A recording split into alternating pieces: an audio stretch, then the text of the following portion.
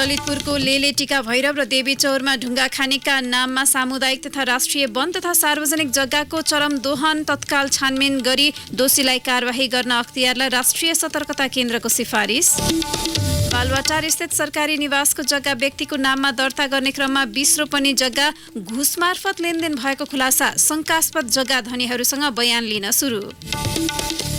श्रम रोजगार तथा सामाजिक सुरक्षा मन्त्रालयद्वारा मलेसिया जाने कामदारको स्वास्थ्य परीक्षणका लागि 122 कम्पनी सूचीकृत। नेपालले पूरा गर्नुपर्ने सबै प्रक्रिया सकिएको मन्त्री विष्टको भनाई। जम्मू कश्मीरको विशेषाधिकार अन्त्य गर्ने भारतको निर्णयले पाकिस्तानसँगको सम्बन्ध थप तनावपूर्ण। पाकिस्तानले राजदूत फिर्ता बोलायो। भारतीय राजदूतलाई पनि फिर्ता जान आदेश।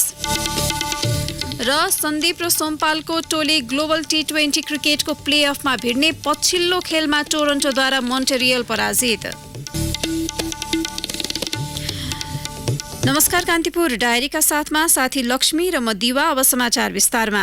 राष्ट्रिय सतर्कता केन्द्रले दक्षिणी ललितपुरको लेले टीका भैरव र देवीचौरमा ढुङ्गा खानीको नाममा सामुदायिक तथा राष्ट्रिय वन र सार्वजनिक जग्गाको चरम दोहन भइरहेको भन्दै छानबिन गरी दोषीमाथि कारबाही गर्न अख्तियार दुरुपयोग अनुसन्धान आयोगलाई सिफारिस गरेको छ। केन्द्रले ललितपुरका प्रमुख जिल्ला अधिकारी प्रेम प्रसाद जोशी, एसएसपी रविन्द्र बहादुर धानुक र गोदाबार नगरपालिकाका मेयर गजेन्द्र महर्जन, डिभिजन वन कार्यालय प्रमुख लगायतको संरक्षणमा जथाभावी एक्सकाभेटर र ब्रेकर प्रयोग गरी ढुङ्गा उत्खनन गरिएको निष्कर्ष निकाल्दै कारबाहीका लागि अख्तियारमा सिफारिस गरेको हो। गैरकानूनी दोहनले वन क्षेत्र विनाश भएको, पहिरो र भूक्षय समेत बढेको निष्कर्ष सहितको स्थलगत अध्ययन प्रतिवेदन अख्तियारमा पठाइसकिएको केन्द्रले जनाएको छ। केन्द्रले राष्ट्रिय तथा सामुदायिक वन र सार्वजनिक जग्गा ठूलो मात्रामा अतिक्रमण गरी अत्याधिक प्राकृतिक दोहन गर्दै आएका ढुङ्गा खानी सञ्चालक मधुसूदन डोटेल, वीरेन्द्र महर्जन र केदार तिमिलसेना, चुनढुङ्गा उद्योग सञ्चालन लगायतमाथि कानून बमोजिम कारबाही गर्न सिफारिस गरेको छ। प्राकृतिक दोहनमा आँखा चिम्लिएको र संरक्षण गरिरहेको भन्दै ललितपुर जिल्ला वन कार्यालय, सामुदायिक वन उपभोक्ता समितिका पदाधिकारी र चुनढुङ्गा उद्योग सञ्चालकलाई तत्काल कारबाही गरी राष्ट्रिय तथा सामुदायिक वन र सरकारी जग्गा जोगाउनका लागि ठोस कदम चाल्न अख्तियार सहित वन मन्त्रालयलाई केन्द्रले आग्रह गरेको छ। ललितपुरको टीका भैरव, लेले र देवीचौर क्षेत्रमा वन अतिक्रमण गरी ढुङ्गा खानी सञ्चालन गरेको सम्बन्धमा गठित समितिको प्रतिवेदनमा छलफल गरेर केन्द्रले थप छानबिन र कारबाहीका लागि अख्तियारमा सिफारिस गरेको हो। संसदको प्राकृतिक स्रोत साधन समितिले लेले नल्लु क्षेत्रमा गैरकानूनी रूपमा सञ्चालित ढुङ्गा खानी बन्द गर्न दिएको निर्देशन 8 वर्ष बितिसक्दा पनि कार्यान्वयन हुन सकेको छैन। समितिले स्थलगत अध्ययन गरी खानी बन्द गर्न, नखुक खोला बोहाब क्षेत्र अतिक्रमण रोक्न प्रधानमन्त्री तथा मन्त्री परिषदको कार्यालय मार्फत सरकारलाई निर्देशन दिएको थियो। समितिले क्रसर उद्योगको हकमा भने 1 वर्षभित्र वैकल्पिक स्थान खोजी गर्नका लागि प्राविधिक अध्ययन गर्न समेत निर्देशन दिएको थियो। प्राविधिक सिफारिसका आधारमा मात्र ढुङ्गा खानी सञ्चालनको इजाजत दिने व्यवस्था गर्न समितिले सरकारलाई निर्देशन दिएको थियो। निर्देशन कार्यान्वयन नहुँदा एकातिर ललितपुरको दक्षिणी क्षेत्रमा राष्ट्रिय तथा सामुदायिक वन क्षेत्र र सार्वजनिक जग्गामा भइरहेको चरम दोहनले पहिरोको खतरा बढेको छ भने अर्कातिर उपभोक्ता चर्को मूल्य तिरेर निर्माण सामग्री खरिद गर्न बाध्य छन्। संसदीय समितिको निर्देशनबारे प्रधानमन्त्री कार्यालयका अधिकारीहरू जानकार नरहेको दाबी गर्छन्। बालुवाटार स्थित ललिता निवासको सरकारी जग्गा व्यक्तिका नाममा दर्ता गर्ने क्रममा 20 रोपनीभन्दा बढी जग्गा घुस बापत लेनदेन भएको खुलेको छ। सरकारी जग्गा व्यक्तिको नाममा दर्ता भएको घटनाको अनुसन्धान गरिरहेको अख्तियारले ती शंकास्पद जग्गा धनीहरूसित बयान लिइरहेको छ। तीमध्ये अधिकांश तत्कालीन उच्च पदस्थ पदाधिकारीका सदस्य एवं नातेदार छन्। भूमि व्यवस्था तथा सहकारी मन्त्रालयका एक उच्च अधिकारीले कान्तिपुरसँग भन्नुभयो, हामीलाई प्राप्त सूचना अनुसार त्यति बेला सरकारी जग्गा व्यक्तिका नाममा दर्ता गरे बापत करिब 24 रोपनी जग्गा घुस बापत उनीहरूका आफन्त र नातेदारका नाममा सित्तैमा दिइएको थियो। हालैको बकसपत्रका नाममा भएको कारोबार हेर्दा 20 रोपनी भन्दा बढी जग्गा त्यसरी कारोबार भएको भेटिन्छ। अरूका हकमा पनि खोजिरहेका छौं। उपहार पाउनेहरू 8-10 जना भेटिएका छन् भने अरूको खोजी भइरहेको छ। सरकारले पञ्चायतकालमा अधिग्रहण गरेर लिएको जग्गालाई जफत गरेको भन्ने अर्थ लगाई डिल्ली बजार मालपोत कार्यालयबाट 2049 सालमा 2 चरणमा 112 रोपनी 4 आना जग्गा राणा परिवारको नाममा फिर्ता भएको थियो। फिर्ताको क्रम सुरु हुनासाथ ती मध्येको केही जग्गा बकसपत्र गरी आफन्तको नाममा समेत नामसारी गरिएको प्रधानमन्त्री तथा मन्त्री परिषद कार्यालय स्रोतबाट कान्तिपुरलाई प्राप्त कागजातमा देखिन्छ। श्रम रोजगार तथा सामाजिक सुरक्षा मन्त्रालयले मलेसिया जाने कामदारको स्वास्थ्य परीक्षण गर्न 122वटा स्वास्थ्य संस्थालाई सूचीकृत गरेको छ। मलेसिया सरकारको स्वास्थ्य मापदण्ड र स्वास्थ्य परीक्षण निर्देशिका SOP पूरा गरी विशेषज्ञ समितिको सिफारिसमा मन्त्रालयले ती संस्थालाई सूचीकृत गरेको हो। मन्त्रालयले संस्थाको नामावली मलेसिया पठाइसकेको छ। मलेसियाले ती संस्थालाई आफ्नो संयन्त्रमा समावेश गरी श्रम सम्झौता अनुसार नयाँ कामदार मलेसिया जाने बाटो खुल्नेछ। दुई देशका संयुक्त प्राविधिकको बैठकको निर्णय अनुसार प्रक्रिया अगाडि बढाइएको श्रम मन्त्री गोकर्ण विष्टले जानकारी दिनुभयो। उहाँले भन्नुभयो, नेपालले पूरा गर्नुपर्ने प्रक्रिया सकिएको छ। अब मलेसियाले पनि सक्दो छिटो प्रक्रिया टुङ्ग्याउनेमा म विश्वस्त छु। मलेसियाको ढोका खुल्न सबैभन्दा पहिले कामदारको स्वास्थ्य परीक्षण हुनुपर्छ। बायोमेडिकल मार्फत त्यसमा उत्तीर्ण भएको रिपोर्ट अनलाइनबाट पठाएपछि मात्रै मलेसिया स्थित अध्यागमन विभागले कलिङ भिसा जारी गर्छ। श्रम सम्झौता अघि 37वटा स्वास्थ्य संस्थाले मात्रै कामदारको स्वास्थ्य परीक्षण गर्दै आएका थिए। 2 जेठ 2072 श्रम मन्त्रालयले एकपक्षीय रूपमा तोकिएका 39 स्वास्थ्य संस्थाबाट स्वास्थ्य परीक्षण गर्ने प्रावधान हटाई स्वास्थ्य मन्त्रालयले मापदण्ड तोकी श्रम मन्त्रालयमा सूचीकृत स्वास्थ्य संस्था मार्फत गरिने जाँच मान्य हुने व्यवस्था लागू गर्ने निर्णय गरेको थियो। नेपाल वैदेशिक रोजगार व्यवसायी संघले 2073 असोज 10 मा मलेसिया जाने नेपाली कामदारमाथि भइरहेको चरम आर्थिक शोषण रोक्न परराष्ट्र मन्त्रालयको ध्यानाकर्षण गरायो। संघले चरम आर्थिक शोषण हुनुमा मुख्य 5 कारण औल्याएको थियो। कामदारको स्वास्थ्य परीक्षण, बायोमेडिकल, माइग्राम्स VLN one stop centre, immigration security clearance ISC। व्यवसायी संघको दाबी थियो, मलेसियाबाट एकतर्फी चलिरहेका ती संयन्त्रका कारण कामदारको आर्थिक लागत बढिरहेको छ। यी संयन्त्रकै कारण कामदारले 17,600 रुपियाँ तिर्न बाध्य भए। त्यसै कारण सरकारले तोकेको 10,000 रुपियाँमा कामदार पठाउन सकिएन। सबै जोड्दा लागत शुल्क 1 लाख नाग्ने पुग्यो। 2075 2 जेठमा श्रम मन्त्री विष्टले माइग्राम्स OSC VLN GST बाट लिँदै आएको शुल्क अवैध भन्दै खारेज गरिदिनु भएको थियो।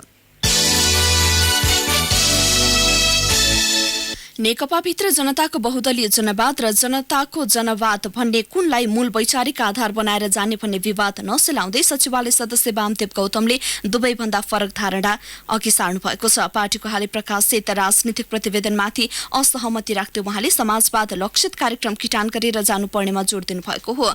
वरिष्ठ नेता माधव नेपाल संयोजकत्वको समितिले तयार पारेको प्रतिवेदनमा पार्टीको वैचारिक आधार जनताको जनवाद हुने उल्लेख छ। सो प्रतिवेदन त्रुटिपूर्ण भएको उहाँको दाबी छ। आफूले पटक पटक दिएका सुझाव नसमेटी प्रतिवेदन प्रकाशित भएकाले असहमति बाहिर ल्याएको गौतमले बताउनुभयो। उहाँले कान्तिपुरसँग भन्नुभयो, नेपाली क्रान्ति समाजको चरणमा पुगेको मान्य हो भने समाजवाद नै पार्टीको कार्यक्रम हुनुपर्छ। नेपालको संविधानले तय गरेका लक्ष्यभन्दा पार्टीको लक्ष्य पश्चगामी भएको उहाँको निष्कर्ष छ। नेकपामा मात्र होइन, सिङ्गो राष्ट्रको तत्कालीन कार्यभार लोकतान्त्रिक मूल्य मान्यतामा आधारित समृद्ध समाजवाद निर्माण गरी नेपाली जनतालाई विकसित देशका जनताको समक्षमा पुर्याउनु हो। उहाँले भन्नुभयो, यस्तो अवस्थामा नेकपाको कार्यक्रम समाजवाद नै हो भनेर जानुपर्थ्यो। पार्टी विधान र राजनीतिक प्रतिवेदनले पार्टी कार्यक्रमको सम्बन्धमा नेपालको संविधानले गरेका मार्गदर्शनलाई पछ्याएन। तत्कालीन एमाले र माओवादी केन्द्रबीच एकता भए पनि जनताको जनवादको सिद्धान्तमा पार्टी अघि बढ्ने सहमति भएको थियो। सो सहमतिपछि राजनीतिक प्रतिवेदन र विधान बनाउनका लागि छुट्टा छुट्टै समिति बनाइएको थियो। वरिष्ठ नेता नेपालको संयोजकत्वमा बनेको राजनीतिक प्रतिवेदन निर्माण समितिले बनाएको प्रतिवेदन बल्ल प्रकाशित भएको छ। यो प्रतिवेदन प्रकाशित गर्नुअघि आफूले दिएको सुझाव नसमेटिएको गौतमले बताउनुभयो। प्रतिवेदन प्रकाशित हुनु केही अघि तत्कालीन एमाले र माओवादी केन्द्रका दुई धारबीच विवाद चुलिएको थियो। कान्तिपुर डायरीमा अब ब्रेकको पालो।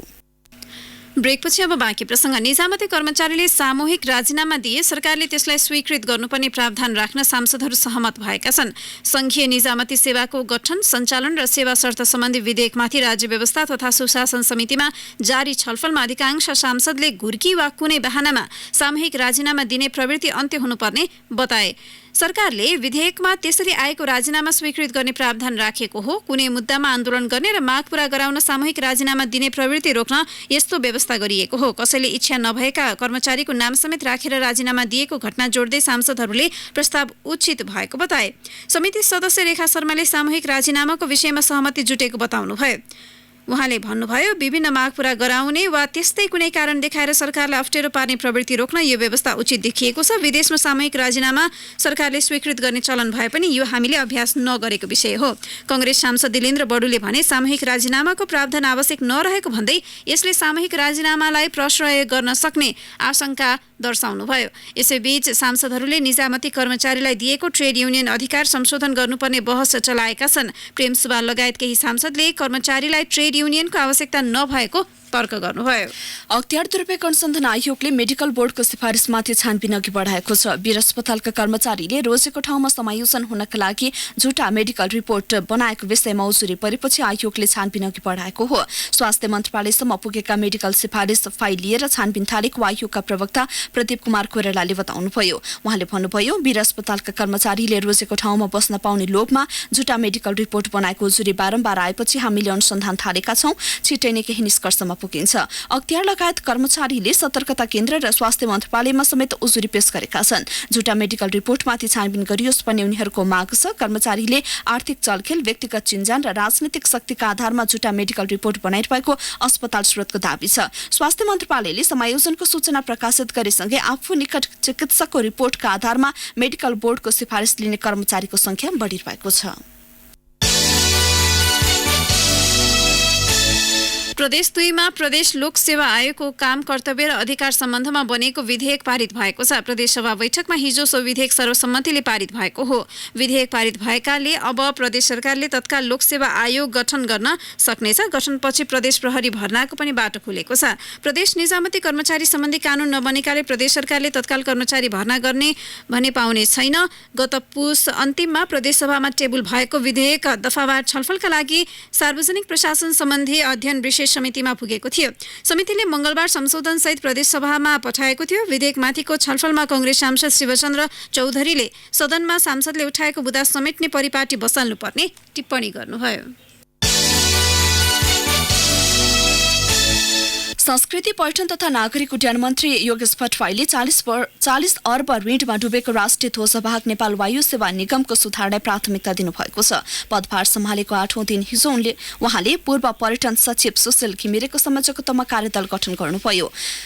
यसले निगम सुधारका लागि विस्तृत अध्ययन गरी भदौ 22 सम्म मन्त्री भट्टराईलाई प्रतिवेदन बुझाउनु पर्नेछ। उहाँले भन्नुभयो यति बेला सबैभन्दा हट केक नेपाल वायु सेवा निगम हो। मैले पदभार ग्रहण गरेकै दिन साँझ वाह नेपाल एयरलाइन्स बनाउँछु भनेको थिएँ, त्यो गर्नकै निम्ति आएको हुँ। एक सातामा सर्वाधिक बैठक र छलफल नेपाल एयरलाइन्सकै बारेमा भएको उहाँले बताउनुभयो। यी 7 दिन सबभन्दा धेरै निगम र निगम सम्बन्ध मान्छेसँग मिटिङ गरे। त्यसको भेन्टिलेसन कहीँ न कहीँबाट खोल्नै पर्छ, कहाँबाट खोल्न सकिन्छ भनेर खोजिरहेको छु। कार्यदलले निगम सुधारका लागि हालसम्मका सबै प्रतिवेदन अध्ययन र विश्लेषण गर्नुपर्ने मन्त्रालयका प्रवक्ता सहसचिव घनश्याम उपाध्यायले बताउनुभयो। सर्वोच्च अदालतले एनसेलको कर विवादमा फैसला सुनाउने मिति सारेको छ। यसअघि तोकिए अनुसार मंगलबार फैसला हुनुपर्नेमा सर्वोच्चले साउन 30 गतेलाई सारेको हो। सर्वोच्चले यसअघिका प्रधान न्यायाधीश गोपाल पराजुलीको कार्यकालमा अपनाइएको शैली अनुसरण गर्दै मुद्दा पूर्ण इजलासमा पेश गर्न आदेश दिएको थियो। पूर्ण इजलासको फैसला अन्तिम भई पुनरावलोकनमा जाने अवस्था हुँदैन। त्यस अघि पनि एनसेलको मुद्दा पूर्ण इजलासमा पेश गर्न आदेश दिएको थियो। आफूमाथि 10% पुँजीगत लाभ कर बापत 14 अर्ब 36 करोड रुपियाँ कर निर्धारण हुनुपर्नेमा 39 अर्ब 6 करोड रुपियाँ निर्धारण गर्नु गलत हुने एनसेलले दाबी गरेको छ।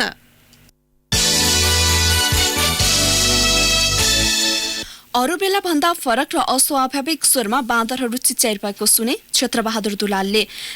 उहाँ त्यतैतिर दौडिनुभयो जतातिरबाट बाँदरहरूको चिच्याहाट आइरहेको थियो। चौतारा साङ्गाचोक गढी नगरपालिका 13 का महाकालेश्वर मन्दिर छेउको पोखरी थियो जहाँ उहाँले अनौठो दृश्य देख्नुभयो। केही बाँदर मरेर तैरिरहेको र केही छटपटाइरहेको। उहाँले भन्नुभयो म धान खेतमा पानी थुन्न गएको थिएँ। सधैँभन्दा अलिक फरक तरिकाले बाँदरहरू चिच्याएको सुनेर हेर्न पुगे। आफूले देख्दा देख्दै पनि डुबेकालाई बचाउने शैलीमा बाँदरहरू लगालग पोखरीमा हाम फाल्न थालेपछि हो हल्ला गरेर गाउँले बोलाएको उहाँले बताउनुभयो। क्षेत्रबहादुरको आवाज सुनेर आएका छिमेकी कुस्माखर दुलाल पनि सुरुमा छक्क पर्नुभयो। त्यसपछि जम्मा भएका गाउँलेले पोखरीमा हाम फाल्न ठिक्क परेका बाँदरहरूको हुल धपाए।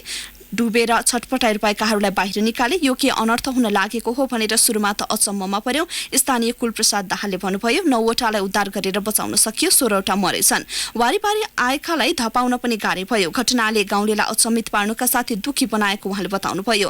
गाउँले मिलेर मिलेर बाँसले बाँध निकालेका हौं। उहाँले भन्नुभयो पोखरी बर्खाले आधा आधी भरिएको छ। गाउँलेले तत्कालै प्रहरीलाई घटनाको जानकारी गराए। एउटा बाँदर आएर पहिलेदेखि नै पोखरी छेउ उभिएर घोरिएर हेर्ने गरेको देख्दै आएको केही स्थानीयले बताएका छन्। तर बाँदरहरूले किन हाम फाले र पानीमा पौडन सक्ने बाँदरको मृत्यु कसरी भयो भन्ने खुलासा हुन सकेको छैन।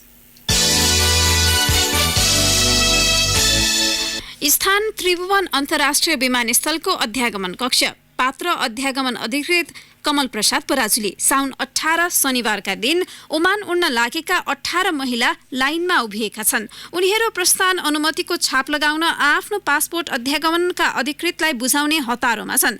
त्यही बेला अधिकृत पराजुलीले कम्प्युटरको तार छुटाउँछन्, कम्प्युटर बन्द हुन्छ। त्यसपछि उनले पालैपालो आफ्नो 2टा फोनबाट कसैसँग कुरा गर्छन्। तीनै हतारिए जस्तो देखिएकाले एकैछिनमा सबैको पासपोर्टमा प्रस्थान अनुमतिको छाप लगाउँछन्। नियमतः प्रस्थान अनुमति कसलाई कुन देश जान कुन मितिमा प्रदान गरियो भनेर अध्यागमन अभिलेखमा राख्न कम्प्युटर इन्ट्री अनिवार्य हुन्छ। तर अधिकृत पराजुलीले प्रस्थान अनुमति दिए पनि कसैको रेकर्ड राख्दैनन्। यसरी सेटिङमा ओमानको हाउसमेटको काममा हिँडेका महिलाहरूलाई सजिलै प्रस्थान अनुमति दिएका पराजुली अख्तियार दुरुपयोग अनुसन्धान आएको फन्दामा परेका छन्। स्रोतका अनुसार केही दिन अघिको यो घटनाको सूचना अध्यागमन विभागमा आएपछि उनलाई विमानस्थलबाट विभागमा तानिएको थियो। अख्तियारले उनी कार्यरत दिनको झण्डै 18 मिनट लामो सीसीटीभी फुटेज समेत झिकाएर शंकास्पद गतिविधिबारे अनुसन्धान गरेको थियो। मानव तस्करको चङ्गुलमा परि 11 असारमा लिबियाबाट उद्धार भई फर्केका 8 जनाले काठमाडौँको त्रिभुवन अन्तर्राष्ट्रिय विमानस्थलको अध्यागमनमा एजेन्टले मिलाइदिएको सेटिङबाट उडेको बताएको। केही सातामा अख्तियारले पराजुलीलाई नियन्त्रणमा लिएर थप अनुसन्धान थालेको हो।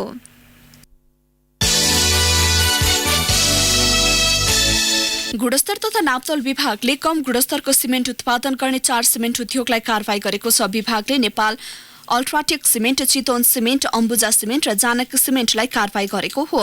विभागका महानिर्देशक विश्वबाबु पुडासैनीले भन्नुभयो ती उद्योगले उत्पादन गरेका ओपीसी र पीपीसी सिमेन्टमा आईआर र एमजीओ को मात्रा उच्च पाइयो, जसले गर्दा कारबाही प्रक्रिया अघि बढाएका हौं। विभागले असारमा 25 सिमेन्ट उद्योगको नमुना संकलन गरेको थियो, जसमध्ये नेपाल अल्ट्राटेकको ओपीसी उत्पादन आईआर नेपाल गुणस्तर अनुसार थिएन। सो सिमेन्टलाई बिक्री वितरणमा रोक गरी स्पष्टीकरण माग गरिएको उहाँले बताउनुभयो। चितवन सिमेन्टको पीपीसी उत्पादनमा पनि आईआर को समस्या रहेको इजाजत पत्र रद्द गरिएको उहाँले बताउनुभयो।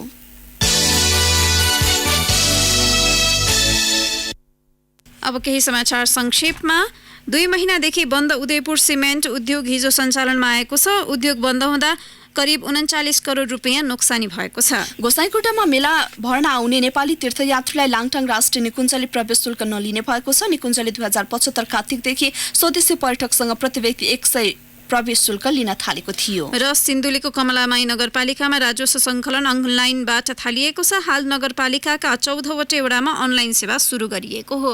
कान्तिपुर डायरीमा पुनः ब्रेकको पालो। ब्रेकपछि अब आर्थिक प्रसङ्ग। कर्जा र निक्षेप बीचको ब्याज अन्तरको नयाँ सूत्र कार्यान्वयनमा वाणिज्य बैंकले आपत्ति जनाएका छन्। ऋणको ब्याज दर घटाउन भन्दै राष्ट्र बैंकले स्प्रेड गणना विधि परिमार्जन गरेको थियो। नयाँ गणना विधि लागू भए बैंकहरूको नाफा करिब 25% खुम्चने भन्दै बैंकहरूको छाता संगठन नेपाल बैंकर्स संघले आपत्ति जनाएको हो। हिजो बसेको संघको बैठकले सो विषयमा ध्यानाकर्षण भएको जनाउने निर्णय गरेको छ। राष्ट्र बैंकले मौद्रिक नीतिमा घोषणा भएका विषय कार्यान्वयनका लागि सोमबार परिपत्र जारी गरेको थियो। सोही परिपत्र मार्फत स्प्रेडको गणना विधि परिमार्जन अन्तर्बैङ्क कारोबारलाई सिसिडीमा गणना गर्न नपाइने, बैंकले बैंक इन्सुरेन्स गर्न नपाउने लगायतका व्यवस्था गरेको छ। यी व्यवस्थाले ऋणको ब्याज दर सस्तिने राष्ट्र बैंकले दावी गरेको थियो। विकास सम्भव छ मजबुत निर्माणले। मजबुत निर्माण बन्छ अम्बे स्टिल्सले। अम्बे स्टिल्स जे बन्छ दिगो बन्छ। Introducing 2 PM Akabari Chicken, the hottest noodles of Nepal. Introducing 2 PM Akabari Chicken, the hottest noodles of Nepal.